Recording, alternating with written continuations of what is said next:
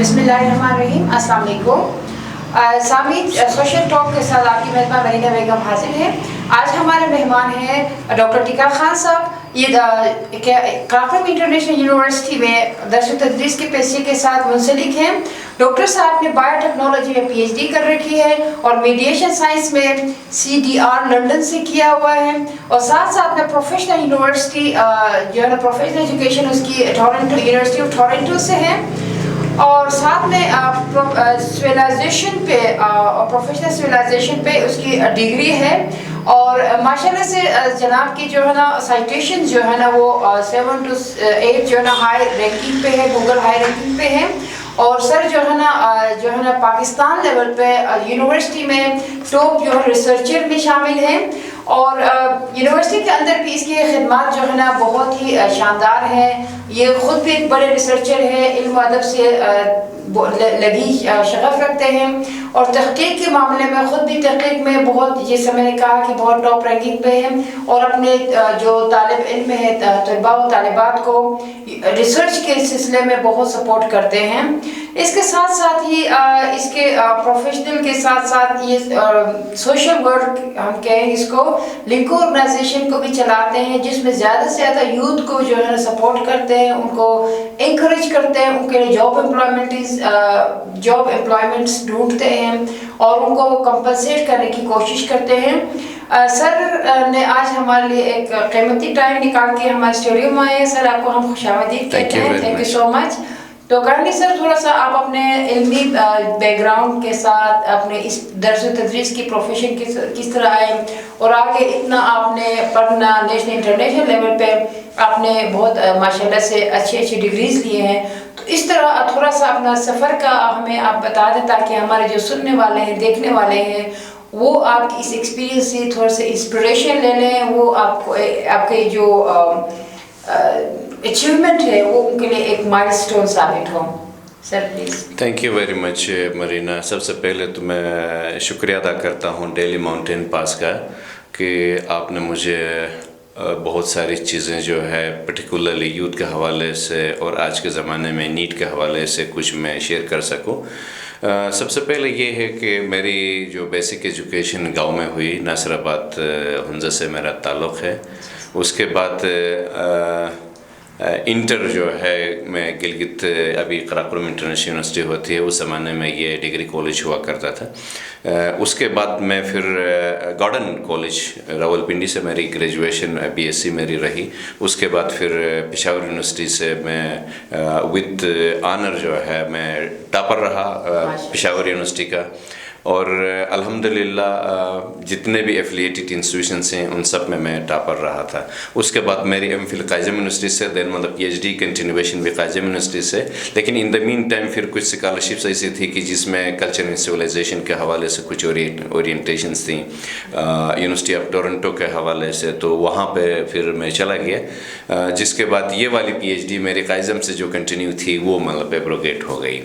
उसके बाद ये है कि वहाँ से आते आते मैं जब पाकिस्तान आया तो उस यहाँ पे FPSC ने कोई पोजीशन एडवर्टाइज़ कर दी थी CSS के हवाले से, और फिर लेक्चरर के हवाले से। CSS भी मैंने क्वालिफाई तो किया, लेकिन अनफॉर्चुनेट मैं उस मेरिट पे नहीं आया। दोबारा मतलब मेरी प्रिपरेशन उस लेवल पे नहीं थी। दूसरी दफ़ा फिर मैं गवर्नमेंट का पार्ट नहीं बनना चाह रहा था, तो दूसरी दफ़ा मैंने अटेम्प्ट नहीं किया। अलबत्ता उसी जो थोड़ी बहुत प्रिपरेशन मेरी थी उसी बुनियाद पर जब मैं FPSC में अपीयर हुआ तो FPSC में मैं टॉपर रहा हूँ। कुछ अरसा गवर्नमेंट के साथ मैंने अपनी खिदमत गवर्नमेंट कॉलेज साइड पे मैंने दे दी। उसके बाद फिर CEDR लंदन की जो कन्फ्लिक्ट मीडिएशन के हवाले से साइंसेस हैं उसमें मेरा इंटरेस्ट था, जिसकी वजह से जो है चूँकि इलाके के अंदर जब तक के कन्फ्लिक्ट के हवाले से लोगों में अवेयरनेस ना हो, उसको मिनिमाइज़ करने की कोई स्ट्रेटजी ना हो, डेफिनेटली मतलब लोगों का जो पॉजिटिव टाइम है या स्ट्रेंथ्स हैं वो नेगेटिव्स के अंदर चली जाती हैं और इलाके की जो तरक्की जो है रुक जाती है।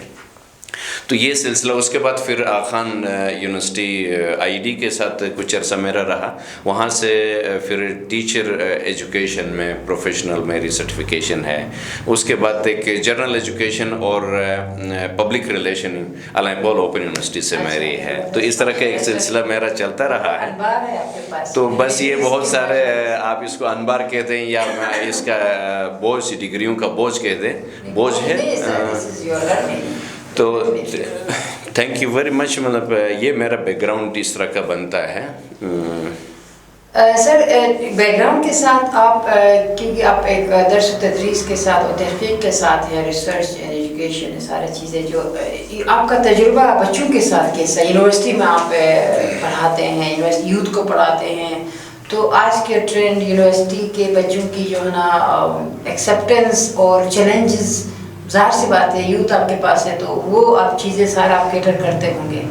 تھوڑا سا اس پہ آپ بات کریں گے سر؟ مرینا، ایک تو بہت کچھ کڑوی حقائق جو ہے میں شیئر کروں، یہ بہت سارے لوگوں کو شاید یہ برا بھی لگے. سب سے پہلے یہ ہے کہ اس ملک کی بنیادوں کے اندر جو چیز انگریزوں سے ہم نے اٹھائی ہے کہ لوگوں کے اندر جو انسپریشن ہے، جو امید ہے، اس کو بھی بجھا دو، اور لوگوں کو آگے بڑھنے کی جو ایک ہمت اور ایک چاہت ہے اس کو بھی جو ہے نا مطلب مٹا دو. تو اس طرح کی ایک سچویشن ہمارے نظام تعلیم کے اندر ایک ہائر ایجوکیشن کمیشن نے نصاب تعلیم چینج نہ کرنے کی وجہ سے ایک چل رہی ہے. اب اس زمانے کے اندر ایک زمانہ یہ بھی تھا کہ جی جو بچہ سکول نہیں جاتا تھا اس کو ہم آوارہ کہتے تھے، اس کو باغی ہم کہتے تھے.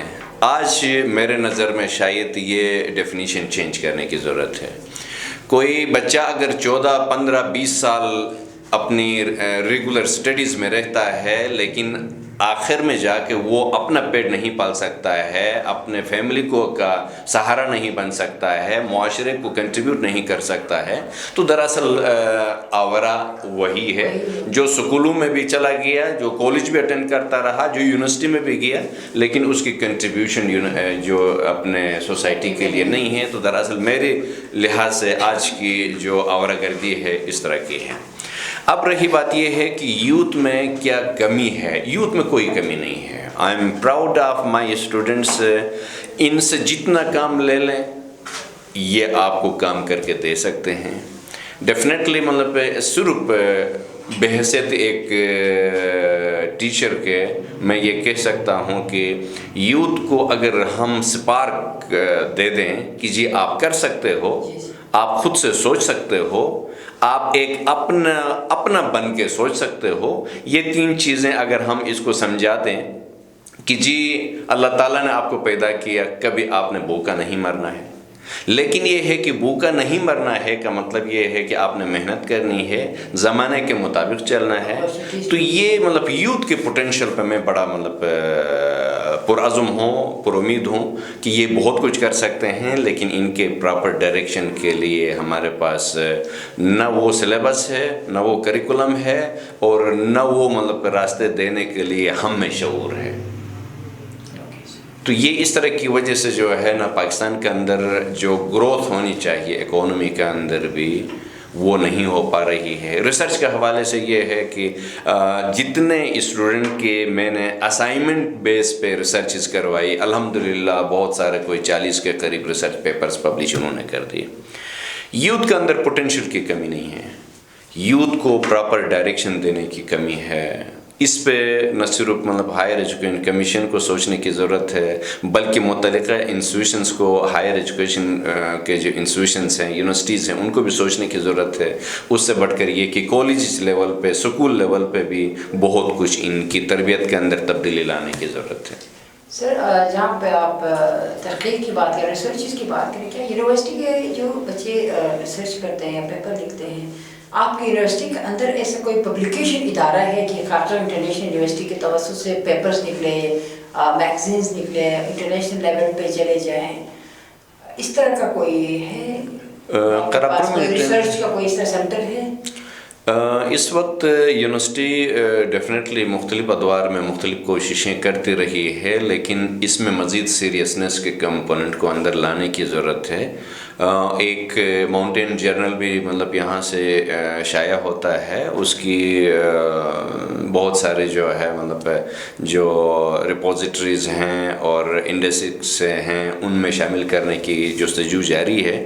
رہی بات یہ ہے کہ اس کو معیاری لیول پہ جو ایک تحقیقی ادارہ بنانے کی، ڈیفینیٹلی یونیورسٹی جو ہے نالج کریٹ کرنے والے انسٹیٹیوشنس ہوتے ہیں، اور اگر اس وقت صورتحال شاید مطلب اس طرح کی نہ ہو، بہت سارا ہمارے فیکلٹی کوشش تو کر رہے ہیں، لیکن یہ ہے کہ نہ ان کو اس لیول کی فیسیلیٹیشن مطلب مل سکتی ہے مطلب اوورال پاکستان کے کلچر کے اندر، اور جو ہماری تحقیق بھی ہوتی ہے یہ تو کنفرم ہے کہ وہ کوئی نوبل پرائز والی تحقیق ہماری نہیں ہے۔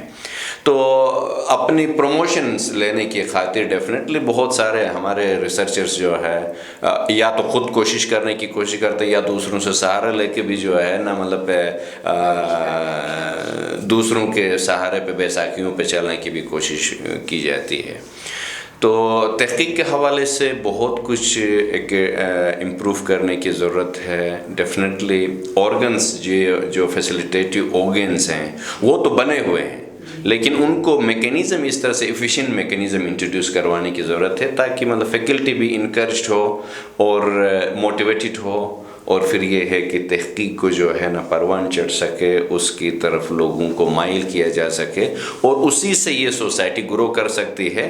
یہ خالی اس ایک یونیورسٹی کی نہیں ہے بلکہ پورے پاکستان کے ساتھ یہ المیہ ہے، اس کے بعد پوری امت کے ساتھ بھی یہ المیہ ہے کہ جی تحقیق کی طرف ہم رجحان نہیں رکھتے ہیں، حالانکہ اللہ تعالیٰ کے مقدس کتاب قرآن شریف کا 1/3 حصہ جو ہے نا بار بار اس بات پہ زور دیتا ہے کہ ہم تحقیق کریں، سوچیں، فکر کریں، تفکر کریں، ان چیزوں کی طرف ہم سوچیں اور ایکسپلور کریں۔ بیسیکلی قرآن کی آئی مبارکات اور اللہ تعالیٰ کی پھیلی ہوئی کائنات کا اندر یہی نشانیاں اللہ تعالیٰ کی ہیں، لیکن ہم اس لیول پہ نہیں ہیں کہ ہم بحیثیت مسلمان اس کو اپنا میرا سمجھ کے، اس کو اپنا شیوا بنا کے ہم آگے بڑھ سکیں۔ اس طرح کی جستجو کہیں پہ نظر نہیں آ رہی ہے۔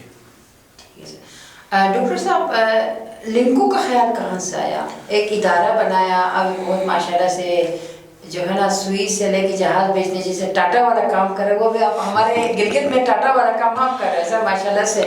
تو یہ کس طرح خیال آیا؟ یوتھ کو آپ نے اس طرح انگیج کیا، مطلب ہر قسم کے ان امپلائمنٹ کو، چاہے خواتین ہو، مرد ہو، جس بھی ایج کے ہو، جس بھی کوالیفیکیشن کے ہو۔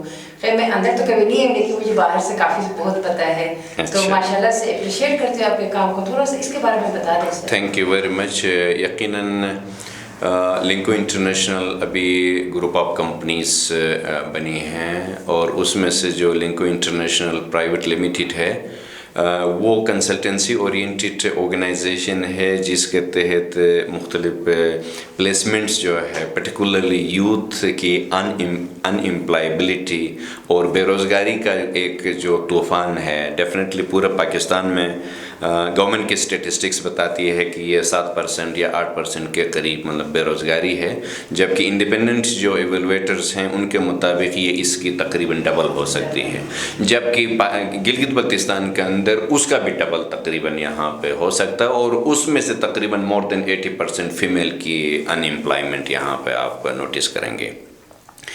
میں مختلف سول سوسائٹی آرگنائزیشنز اور نان گورنمنٹل آرگنائزیشنز کے لیے کنسلٹنٹ کے طور پہ میں کام کرتا رہا ہوں، آئی سی موڈ کے لیے، ایک آر ایس پی کے لیے، ایک اے ایس کے لیے۔ نہ صرف میں نے ٹیچرز کی ٹریننگز کرواتا رہا ہوں، اور یوتھ کی امپلائبلٹی کے لیے مختلف ان کے انٹرپرینیوریل سکلز کے حوالے سے، کمیونیکیشن سکلز کے حوالے سے میں ٹریننگز کرواتا رہا ہوں۔ تو مجھے اندازہ ہے کہ بے روزگاری لوگوں کے دل و دماغ پہ کتنا خطرناک قسم کا ایک بھوت کے طور پہ سوار ہو چکا ہے۔ ڈیفینیٹلی ماں باپ اپنے گائے بکریاں بھی اور کھیت بھی بیچ کے جو ہے نا، زمین بھی بیچ کے، اپنی جائیداد بیچ کے ماسٹرز کی ڈگری تو کرواتے ہیں، لیکن ماسٹرز کی ڈگری جب یہ لے کے جا رہے ہیں تو خالی کاغذ کا ٹکڑا تو لے کے جا رہے ہیں، نہ ان کے پاس امید ہوتی ہے، نہ ان کے پاس سکل ہوتا ہے، تو وہ مطلب ایک اس کا پروڈکٹ جو ہے مایوسی کے علاوہ کچھ نہیں ہے۔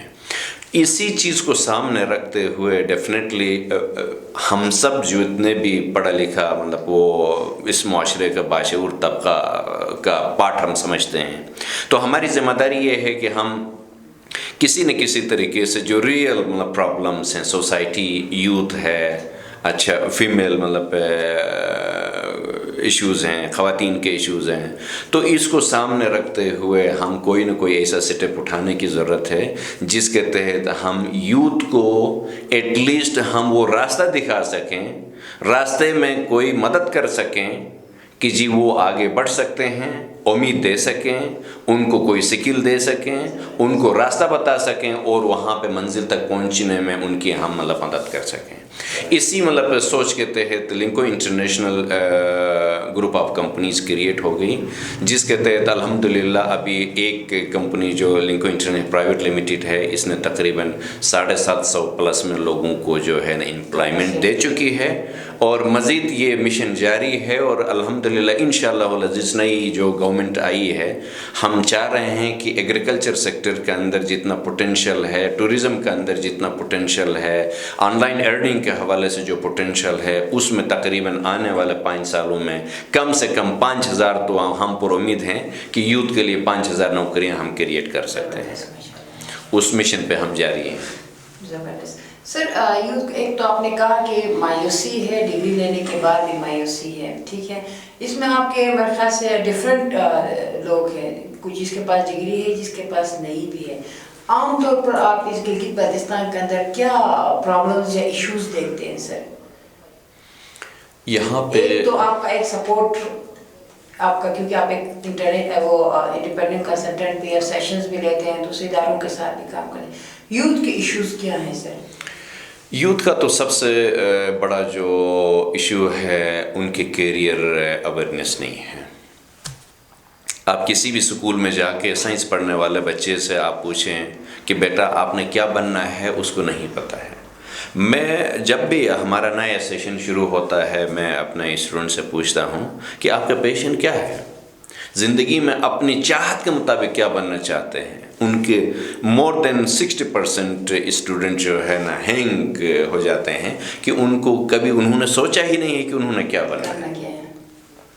تو اس طرح کی سچویشن، حالانکہ ان کی یہ جو سوچ ہے وہ 5ویں جماعت کے بعد بننی چاہیے، اور 8ویں جماعت تک آتے آتے ان کے جو سکل سیٹ بننی چاہیے اور ان کے جو پوٹینشیل جو ایکسپلور ہونا چاہیے، اس کے مطابق ان کو راستہ ملنا چاہیے کہ جی ہم وہاں پہ پہنچ سکتے ہیں، میں یہ بننا چاہتا ہوں، یہ میں بننا چاہتی ہوں، اور یہ میری منزل یہ ہے، اور مجھے اس منزل کو پانے کے لیے یہ میرے سٹیپس ہیں، اور یہ اس کے لیے سکلز کی ریکوائرمنٹ ہے، اور یہ نالج کی ریکوائرمنٹ بنتی ہے۔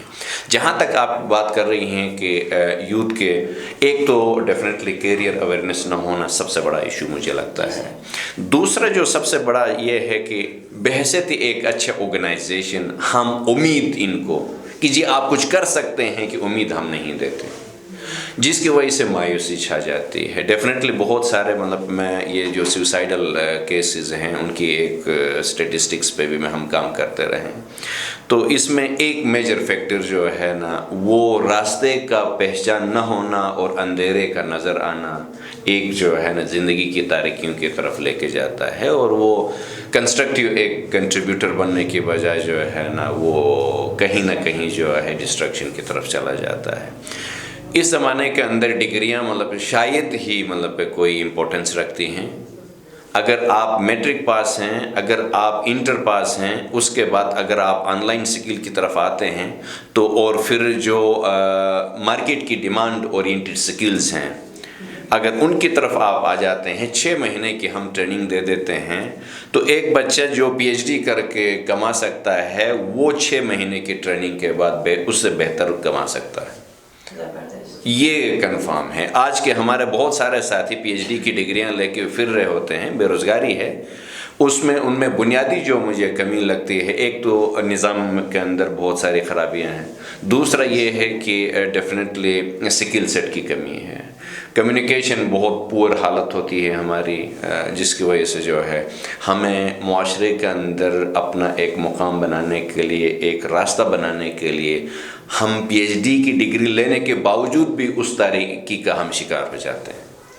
شکریہ ڈاکٹر صاحب۔ اب ایک چیز آپ نے نشاندہی کی پرابلمس کی، ٹھیک ہے، ایک تو امپلائمنٹس ہیں جو آپ دیتے ہیں، آپ پرووائڈ کرتے ہیں، وہ آپ کے مور دین 500-700 لوگوں نے ابھی تک امپلائمنٹ لی ہے۔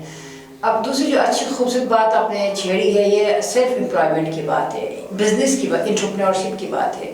تو یہاں پہ بچے کا اپنا رول، معاشرے کا رول، گورنمنٹ کا رول اور سول سوسائٹیز کا رول یا دیگر این جی اوز کا رول، یا ہمارے یہ جو سوسائٹیز نیٹ ورک جو ہے گلگت کے اندر کافی ہیں، کبھی یہ سوسائٹی بنا ہے، کبھی دوسرا گروپ بنا رہا ہے، ان کا کیا رول، وہ ان یوتھ کو کس طرح سپورٹ کر سکتے ہیں؟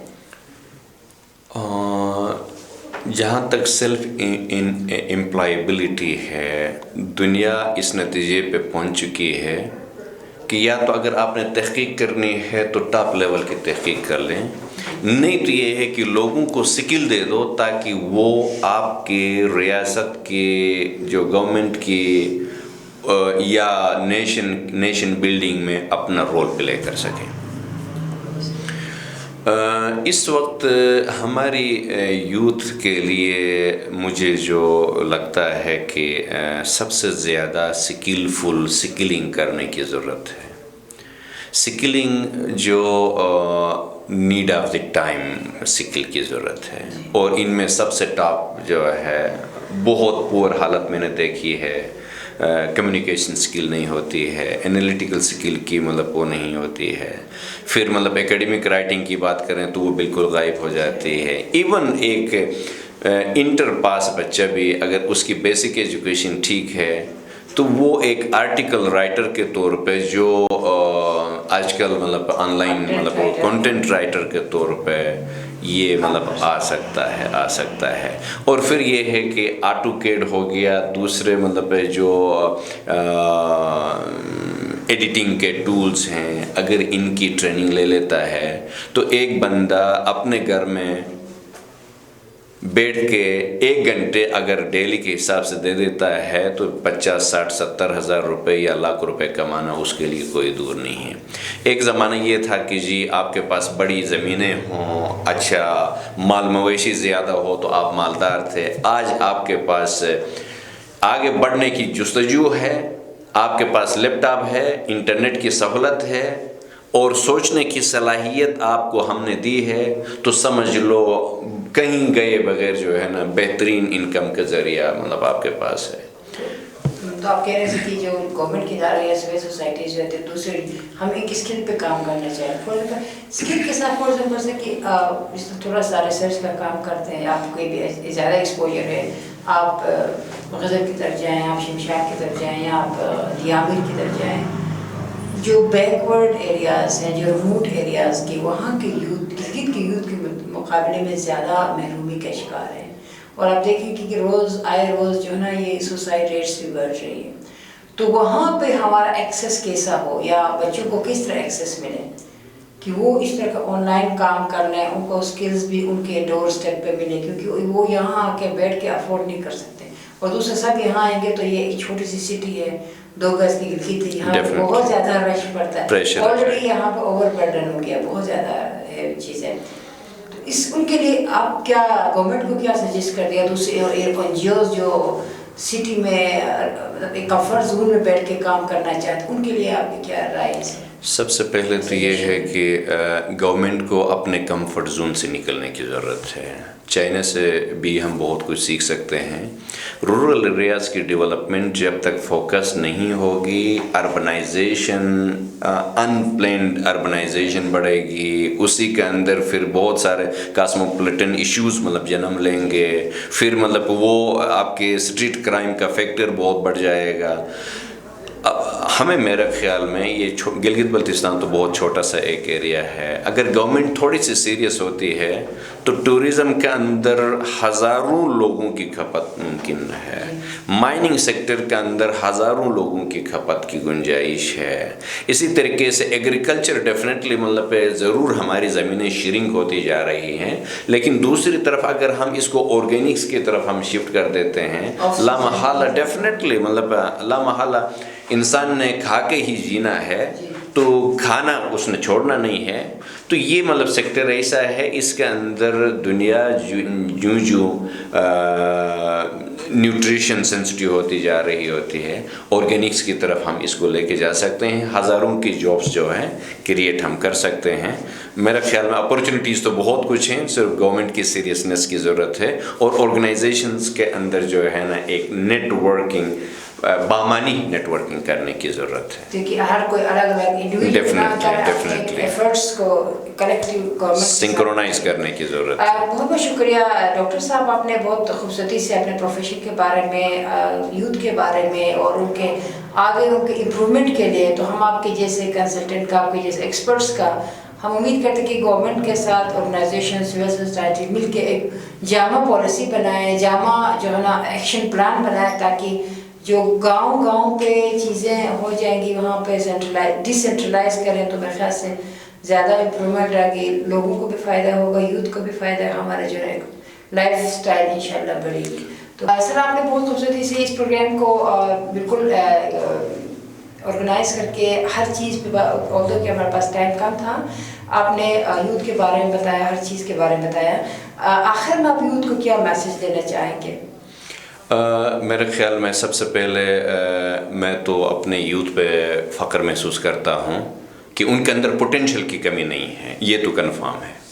अब ये है कि आगे उनको ऑनलाइन और डिजिटल स्किल्स पे फोकस करने की ज़रूरत है, और अगर ये फोकस कर जाते हैं तो मेरे ख्याल में ये ज़िंदगी एक कामयाब ज़िंदगी गुजार सकते हैं। थैंक यू, बहुत बहुत शुक्रिया। थैंक यू वेरी मच, का आपके टाइम का। तो नाजरीन, आज सर से हम इजाज़त चाहते हैं। Thank you so much for watching. अल्लाह हाफ़िज़।